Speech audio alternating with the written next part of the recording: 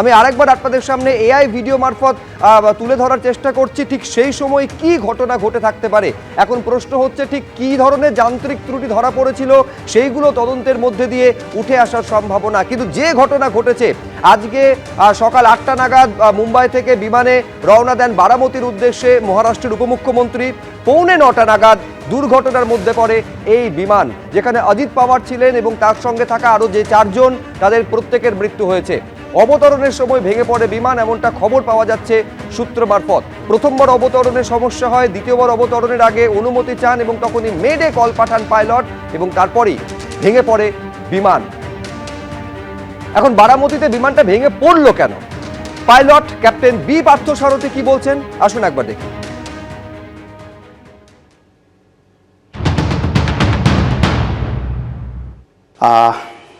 যেটা হয় ইমার্জেন্সিতে, controllable emergency হলে সেখানে বিশেষ করে এক্সপিরিয়েন্স পাইলট যারা থাকে তাই এয়ারক্রাফটে কো পাইলট অ্যান্ড কমান্ডার্স থাকে। তো কমান্ডার সিচুয়েশন দেখে ডিসিশন করে যে এই সিচুয়েশনে ভিআইপি অন বোর্ড আছে, আমার ইমার্জেন্সি সিচুয়েশন হয়েছে, whether engine related, flight controls related, landing gear related, যাই হোক এটা যদি কন্ট্রোলেবল সিচুয়েশন এমার্জেন্সি হয় they will never try to land. বারামতির রানওয়ে তো ছোটো রানওয়ে, ওখানে ফায়ার ফাইটিং ক্যাটেগরি স্ট্যান্ডার্ড থাকবে না। ধরুন ল্যান্ডিংয়ের সময় সাপোজ টায়ার বাস্ট হলো বা ব্রেকিংয়ে প্রবলেম হতে পারে, যদি ল্যান্ডিং রিলেটেড ইস্যু হয় তাহলে আমার এটা একটা ফেটাল ইস্যু হতে পারে। সো এই জন্যে nobody will try to land any emergency with VIP on board যদি nearby better facility airport থাকে। তো বারামতি থেকে বম্বের হার্ডলি 110 নটিক্যাল মাইল, মানে ক্লোজ টু 200 কিলোমিটারের মতো ডিস্টেন্স অনলি। আর এটা তো জেট এয়ারক্রাফট ছিল, প্রাইভেট চার্টার্ড হলো, এটা টার্বোপ্রপ এয়ারক্রাফট নয়, jet aircraft, Lear jet aircraft, very advance aircraft machine. So আর হাই অল্টিটিউডও ক্লাইম্ব করতে পারে। তো they can reach Bombay within 30-35 minutes and Pune can reach within 15 minutes in emergency situation also. তো আমাদের যে এয়ারক্রাফটের যে প্রেসক্রাইবড ম্যানুয়ালগুলো থাকে ইমার্জেন্সি সিচুয়েশনের জন্যে, dire emergency also allowed to land within 30 minutes of time. ওর মধ্যে যে এয়ারপোর্টটা পড়ে সেটাকেও ইমার্জেন্সি এয়ারপোর্টের মধ্যেই রাখা হয়। সো মানে এই ক্ষেত্রে পুনা ইজ ক্লোজ, এই ক্ষেত্রে Mumbai airport is close and ডিপার্চারও বম্বে থেকে করেছে, ওদের backup team support everything is available in Bombay. This kind of accident only will happen যখন পাইলট দেখছে they are not able to handle the aircraft. Just try to understand that.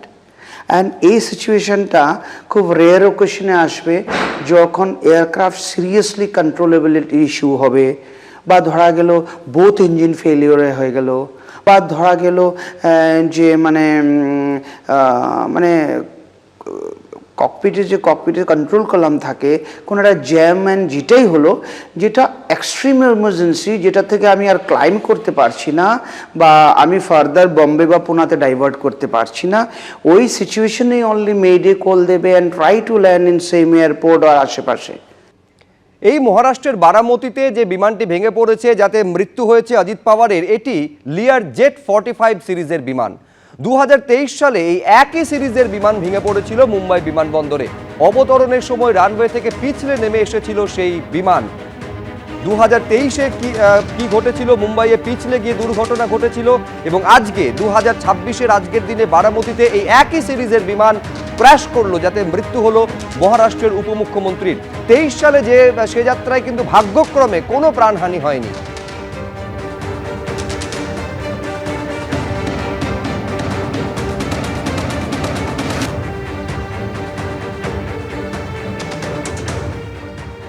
মহারাষ্ট্রের বারামতিতে ভয়াবহ বিমান দুর্ঘটনায় ভেঙে পড়া প্রাইভেট বিমানে উপমুখ্যমন্ত্রী অজিত পাওয়ার ছিলেন। মহারাষ্ট্রের উপমুখ্যমন্ত্রী অজিত পাওয়ারের মৃত্যু হয়েছে, তার সঙ্গে যে আরও 4 জন ছিলেন তাদেরও মৃত্যু হয়েছে। অবতরণের সময় এই বিমানটি ভেঙে পড়ে বলে খবর সূত্রের। প্রথমবার অবতরণের চেষ্টা করা হয়, এরপর দ্বিতীয়বার অবতরণের অনুমতি চাওয়া হয়, মেডে কল দেন পাইলট, কিন্তু মাটি ছোঁয়ার আগেই সেটি দুর্ঘটনার কবলে পড়ে, মুখ থুবড়ে পড়ে তারপরে, যাতে মৃত্যু হয় মহারাষ্ট্রের উপমুখ্যমন্ত্রীর।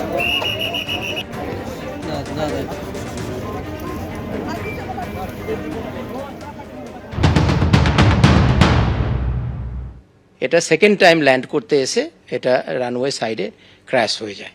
তখন এখানে বোঝা যাচ্ছে যে আর যেটা আমরা দেখলাম ওয়েদারটা আমাদেরকে আরেকবার দেখানোর দরকার আছে যে ওখানে কুয়াশা ছিল কিনা, কুয়াশা ছাড়া আর কোনো ওয়েদারের কোনো প্রবলেম ছিল কিনা। বাট যেটা আমরা নেট চেক করে দেখলাম যে ওয়েদার ঠিকই ছিল। তো ওয়েদার যদি ঠিক ছিল তখন সেকেন্ড বার ল্যান্ড করতে আসছে, তো সেটা একটু অস্বাভাবিক লাগছে আমারও যে সেকেন্ড বার কেন আসছে।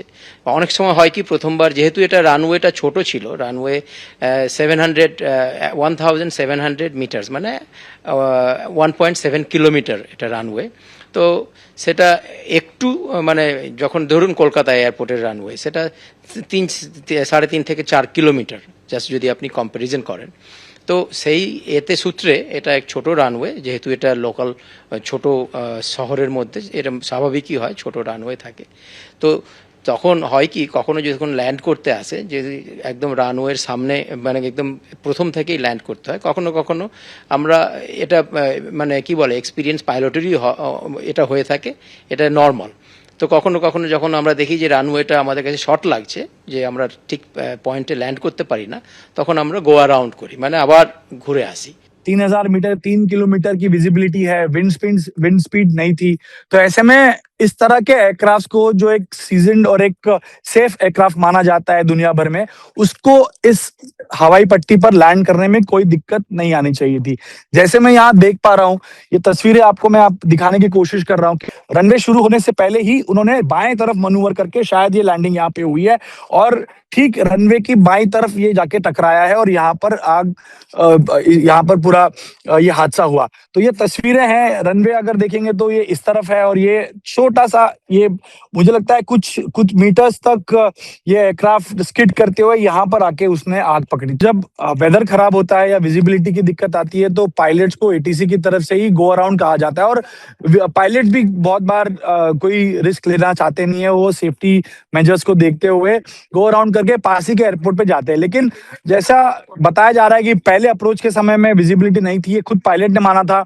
8:18 पर पहला एटीसी से संपर्क हुआ, पुणे की तरफ जाने की इजाजत मिली, लेकिन यहाँ आने के बाद करीब करीब 8 साढ़े आठ बजे तक ये डिसेंट शुरू हो गया था बारामती के लिए, और एटीसी से अप्रोच हुआ। उस एटीसी से अप्रोच में जब फर्स्ट अप्रोच किया गया तो टचडाउन हुआ नहीं, क्योंकि ये टेबल टॉप एयर स्ट्रिप है या रनवे है, तो बैलेंस होता नहीं। अगर ये प्लेन रनवे होता तो पायलट को आसानी हो जाती है लैंड करने में या टच डाउन करने में, लेकिन क्योंकि टेबल टॉप है और बगल में घर और परिसर भी है, तो ऐसे में पायलट्स के विवेक पर या पायलट्स के एक्सपीरियंस पर ही होता है कि वो किस तरह निर्णय लेते हैं और विजिबिलिटी पर मात करते हुए चीजें करते हैं। तो पायलट ने पहले अप्रोच में ये माना कि विजिबिलिटी नहीं है, उन्होंने एक लूप बड़ा घुमाव लिया, वो आगे गए, वापस करीब 5 किलोमीटर आगे तक गए और दोबारा से उन्होंने सेकेंड अप्रोच के टाइम पे विजिबिलिटी होने की बात कही। और सीसीटीवी में भी आपको दिख रहा है कि इतने दूर का सीसीटीवी फुटेज जिसमें ये साफ दिखता है कि जब लैंड हुआ या क्रैश लैंडिंग हुई तो एक आग का गुब्बारा सामने आया। तो सीसीटीवी अगर उतनी विजिबिलिटी का फुटेज दे सकता है तो निश्चित रूप से पायलट को भी विजिबिलिटी होगी। तो ऐसे समय में कहाँ दिक्कत आई? क्या ये टेबल टॉप रनवे की वजह से दिक्कत आई? सर है, ये पूरी जांच का विषय है कि आखिर क्या हुआ होगा। अगर विजिबिलिटी है, अगर वहां पर पूरी तरह से विंड स्पीड नहीं है, तो अमूमन 15-16 हजार घंटे जिस व्यक्ति ने, जिस पायलट ने फ्लाई किया है, उसे तो यहाँ पर लैंड करने में कोई दिक्कत नहीं आनी चाहिए थी। अब बात आता है एयरक्राफ्ट का कि क्या मेंटेनेंस में कोई चूक हुई थी, टेक्निकल फॉल्ट था, क्या ग्लिच थे, ये तो अब डीजीसीए और तमाम एजेंसीज की जांच में सामने आएगा। लेकिन चूक तो हुई है और अब उसका जिम्मेदार कौन है, ये अब जांच में ही पता चलेगा। एबीपी आनंद एगिए थाके एगिए राखे।